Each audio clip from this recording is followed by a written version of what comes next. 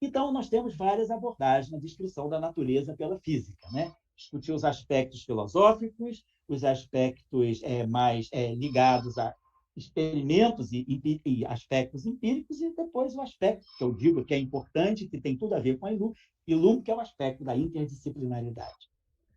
Aqui eu gostaria de citar também para vocês, vamos estar trabalhando, estudando humanidades dentro do curso, esse belíssimo trabalho, esse livro, né, do Maurice Merleau-Ponty, que é um filósofo da ciência francês que viveu apenas 53 anos, mas que deixou uma obra muito linda. E esse livro dele, chamado A Natureza, foi um curso que ele deu no Collège de France, e na segunda parte do livro ele estuda a ciência moderna e a ideia de natureza. Então, ele faz um trabalho muito interessante sobre o significado da mecânica quântica. Então, eu acho que é muito interessante. Fica a sugestão desse autor para uma eventual leitura no período de férias, né? Ou então, se alguém quiser complementar um trabalho mais filosófico, essa obra ela é disponível na internet. Bom, depois, Wigner fez um trabalho fundamental também, assim, exaltando, né, colocando em destaque o papel das simetrias nas teorias físicas. E aí eu estou chamando outros autores, Schrödinger, sobre sempre o papel da simetria. O papel, o que é a simetria, na verdade, com o físico, né? Aqui eu já falei um pouco da parte histórica, a simetria começa lá com Platão, no Timeus, e a simetria hoje, para nós em física, né, ela é aquela parte é a nossa visão de mundo em que nós vamos procurar buscar regularidades em objetos que aparentemente são muito distintos. O elétron é distinto da antimatéria, do pósitron, mas eles vêm de uma simetria, tem uma simetria que os liga. O próton é distinto do nêutron, mas tem uma simetria que os liga. E às vezes, conhecendo uma partícula e as leis de simetria a que ela obedece, nós podemos descobrir novas partículas. É como se nós dessemos apenas uma parte do todo, e aí, conhecendo as leis de simetria que governam essa parte, a gente consegue construir o todo. Então, esse é o papel da simetria, sobretudo em física. É, a partir de poucos dados, a gente conseguir chegar a dados que, num primeiro momento, estão ocultos, ou seja, fazer previsões. Então, Einstein usa fortemente o conceito de simetria entre espaço e tempo quando ele escreve a sua teoria da relatividade especial no trabalho célebre de 1905.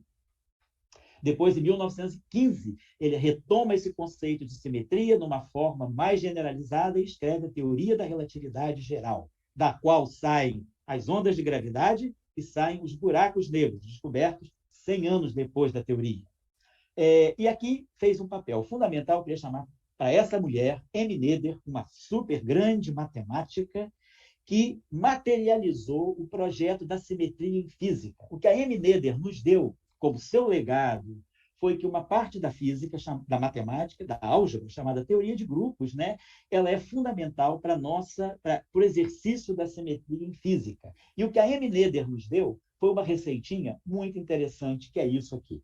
Ela nos deu uma receitinha que é baseada num tríplice concerto entre um princípio variacional, que estabelece equações dinâmicas na física, uma simetria, que é uma propriedade do sistema, e leis de conservação, que vão nos dizer que certas grandezas de certos sistemas permanecem imutáveis com o tempo. E isso nos ajuda a compreender de forma muito profunda a dinâmica do sistema. Então, o teorema de Noether, né, na verdade, são dois teoremas, o de 1914 e o de 1918, que ela publica ambos em 1918, eles são fundamentais. Eu diria que Amy Noether foi fundamental para o estabelecimento matemático da simetria nas teorias físicas. Então, a mecânica quântica que surge logo depois, nós estamos falando de 1918, a mecânica quântica vem sendo desenvolvida empiricamente desde 1900, e em 1925 ela culmina com os dois trabalhos pioneiros, o trabalho do Heisenberg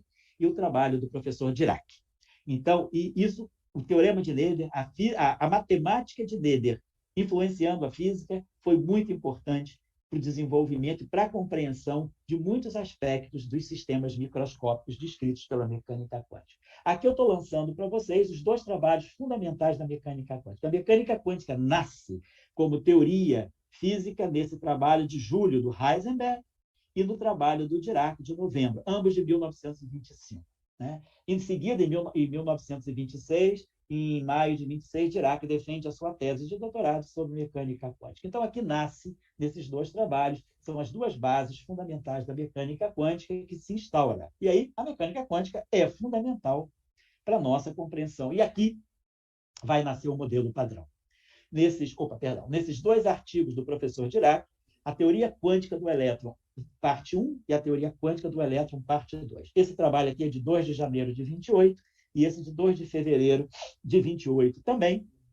E depois esse trabalho de 1930, uma teoria de elétrons e prótons, que é quando Dirac lança o conceito de vácuo quântico, que é uma grande novidade para a física.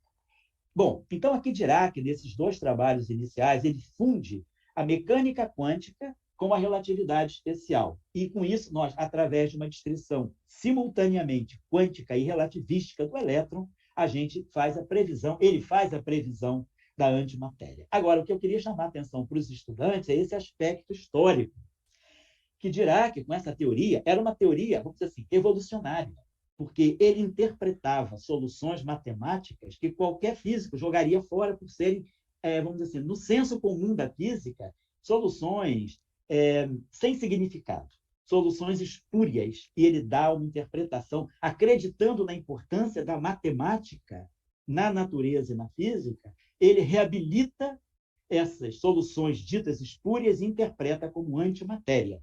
E aí ele entra em um turbilhão. Vamos dizer, hoje, a palavra que a juventude usaria seria, ele é cancelado. Ele começa a ser cancelado por Heisenberg. Heisenberg escreve 2 cartas ao Pauli. Numa das cartas, ele diz que o capítulo mais triste da física moderna é e permanece sendo a teoria de Dirac. E depois, ele fala que aquela teoria, whole theory, o Dirac chamou a teoria dos buracos. Esses buracos ele interpreta como uma antimatéria. Ele fala que a teoria dos buracos leva a tipos de horror, né, que vão perdurar enquanto nós não compreendermos o que a alta energia significa. E Dirac dá um significado para a alta energia no trabalho que ele escreve em 1929, mas que é publicado em 1930, sobre uma teoria de elétrons e prótons. Então, é importante a gente ver também que a crença do Dirac no papel da compreensão atomista, da compreensão matemática da natureza, foi fundamental para que ele continuasse vamos dizer, nessa vibe, e com isso a antimatéria foi descoberta 2 anos depois, em 1932, um ano depois desse segundo trabalho aqui dele de 31, que é quando ele prevê, nesse trabalho de 31, publicado nos Proceedings da Royal Society de Londres, ele prevê a existência de novas formas de matéria. Quem são essas novas formas de matéria? A antimatéria e a matéria que tem carga magnética, ou seja, o monopolo magnético. Ele faz essa previsão. Então, acho muito importante. E, assim, conhecimento de história é importante. Esse trabalho aqui de 1894, anterior ainda à descoberta do elétron, Pierre Curie, que é um grande físico, ele falava da possibilidade de que houvesse na natureza cargas magnéticas. E Dirac retoma essa discussão agora de posse, né, de todo o ferramental teórico que a mecânica quântica lhe concedia. Então, está nascendo aí o modelo padrão. E aí Heisenberg vai estudar com a mecânica quântica e com a ideia de simetria, ele vai estudar o núcleo atômico, porque em 1932 o nêutron foi descoberto. Então, até 1931, nós tínhamos apenas o elétron, o próton e o fóton, que é a partícula de luz, proposta em 1923 por Compton. Em 1932, aparece a antimatéria prevista por Dirac em 31 e aparece o nêutron. E aí, Heisenberg vai estudar o próton e o nêutron e propõe uma simetria que nós usamos abundantemente até hoje. Aqui um outro passo importante do modelo padrão, esse trabalho do Enrico Fermi, que é quando ele lança uma teoria para descrever as interações nucleares fracas, ou seja, aquelas interações dos decaimentos nucleares. Ele lança uma teoria. E aí eu deixo um pouco de história, como a teoria se desenvolveu. Bom, então eu queria colocar o seguinte, nós fechamos os anos 30 com um modelo padrão em germinação, germinando.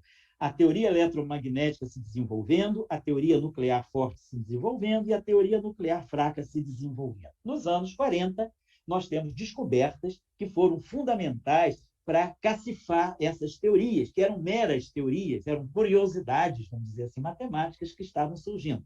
A descoberta dos mesons π, também feita pelo brasileiro César Lattes, junto com Moorhead e Aline Powell, e depois o belíssimo trabalho do Gardner com o César Lattes, que foi a produção de mesons π em laboratório. Aqui os mesons π foram descobertos in natura por eles, e aqui os mesons π foram construídos, produzidos em laboratório. Lembrando que os mesons π haviam sido previstos, teoricamente, em 1934, nesse trabalho do Igor Tamm, um físico da ex-União Soviética, e pelo trabalho do japonês Hideki Yukawa. Então, 13 anos depois, 12, 13 anos depois, os mesons π são descobertos, a partir de formulações baseadas em simetria.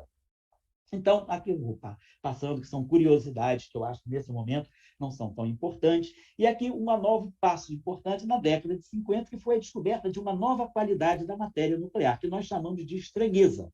A estranheza é como se fosse uma carga elétrica, não é a carga elétrica. Da mesma forma que uma partícula tem o que a gente chama de números quânticos, massa, spin, carga elétrica, ela tem também uma qualidade nuclear que os físicos chamaram de strangeness, estranheza, porque essas partículas eram estranhas no sentido que elas apareciam e elas duravam muito mais tempo do que se esperava que elas durassem. Então, elas partículas estranhas. E isso aí é uma qualidade da matéria nuclear, vinda também associada a uma simetria, que é uma simetria chamada simetria de estranheza. Então, nós estamos começando a cada vez mais, através do conceito de simetria, compreender a qualidade da matéria.